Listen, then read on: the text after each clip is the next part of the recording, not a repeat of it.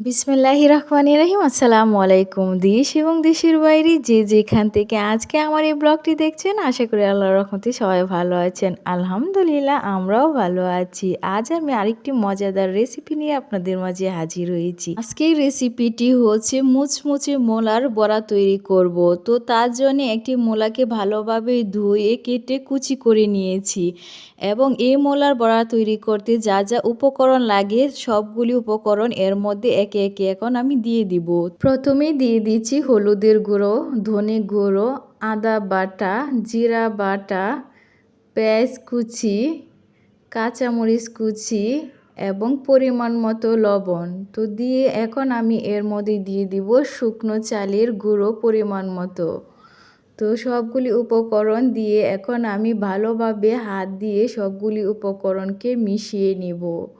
তো মিশিয়ে এখন আমি এর মধ্যে পরিমাণ মতো পানি অ্যাড করব। তো পানি অ্যাড করেও আমি সবগুলি উপকরণকে ভালোভাবে মিশিয়ে নেব। তো এখন সবগুলি মিশ্রণ ভালোভাবে মিশিয়ে নিয়েছি, নিয়ে একটি সাইডে রেখে দিয়ে একটি চুলায় কড়াই বসিয়ে এর মধ্যে দিয়ে দিয়েছি আমি এখন পরিমাণ মতো তেল। তো তেলটি দিয়ে এখন মিশ্রণটিকে হাতে নিয়ে একটি বড় আকারের শেপ তৈরি করে নেব। তো তার জন্যে হাতে আমি এখন একটি বড়া তৈরি করে নিয়েছি, নিয়ে এখন ডুবো তেলের মধ্যে এটাকে আমি ভেজে নেব। তো ডুবো তেলে এবং কম আঁচে ভাজলে বড়াগুলি ভিতর থেকে সিদ্ধ হয়ে আসে এবং খুবই মুচমুচে বড়া তৈরি হয়।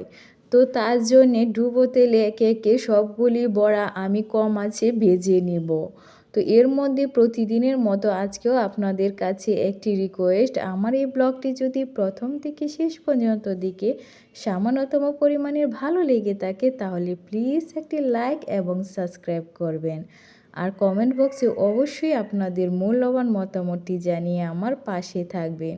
তো এর মধ্যে একে একে আমি সবগুলি বড়া ভেজে নিয়েছি এবং একটি বড়া ভেঙে আপনাদেরকে দেখাচ্ছি যে ভিতরেও সিদ্ধ হয়ে গিয়েছে এবং উপরেও একদম মুচমুচে বড়া তৈরি হয়েছে।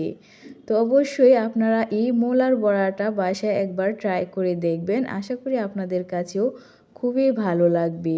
তো ভিডিওটি আজ এখানেই শেষ করলাম। সবাই ভালো থাকবেন, সুস্থ থাকবেন, আমাদের জন্যও দোয়া করবেন। আল্লাহ হাফেজ।